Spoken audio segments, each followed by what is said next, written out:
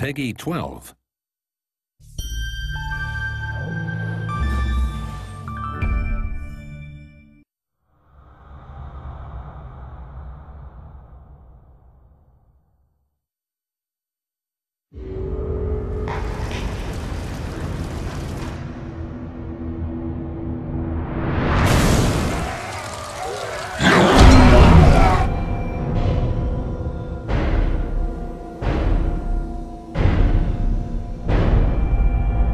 Welcome back to the world of Ashan, the setting of all our might magic games.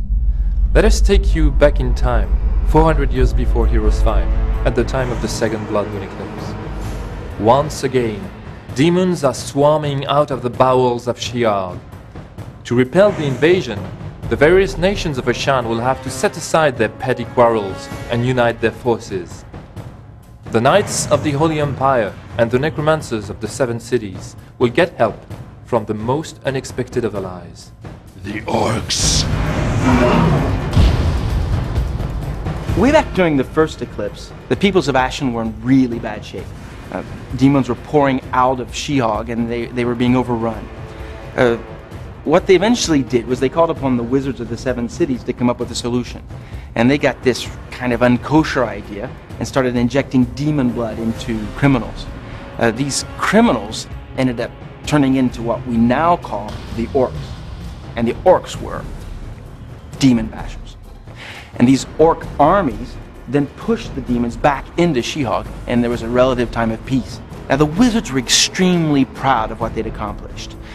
The Orcs had won the war. And so they decided to keep the Orcs as slaves. Now Orcs will be Orcs. They didn't really like the situation, so they eventually rebelled and they fought and they won their own freedom.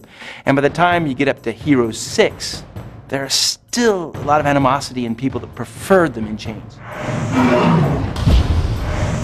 Sandor is the bastard child of Duke Slava of Griffin and his first love, the beautiful Lady Elizabeth. A political burden since birth, he soon became a troublemaker and found an outlet for his frustration and anger alongside his father's master of arms, the Orc, Thrall. Imagine the Duchy of Griffin and the Duchy of Wolf. They've been feuding for decades. Sandor's that son that just finally can't put up with it anymore. He stands up to Duke Gerhard, the Duke of Wolf, and gets himself in trouble. It leads to exile. Krau takes Sandor into the Red Skull Islands. This is where Krau was born. It's Orc country, right? Think dancing with jaguars, blood-like rituals. Sandor's confronted with everything that it means to be an Orc, and he becomes a war chief. He's popular, he amasses a huge horde, a giant army, and goes back into the Holy Empire. Whether he becomes the savior of the Empire or the conqueror, that's really up to the player to decide. The Orc strategy on the battlefield is pretty straightforward. Rush now, think later. The stronghold creatures are fast, highly mobile, brutal, and tough. Their melee damage output is simply the best in the game.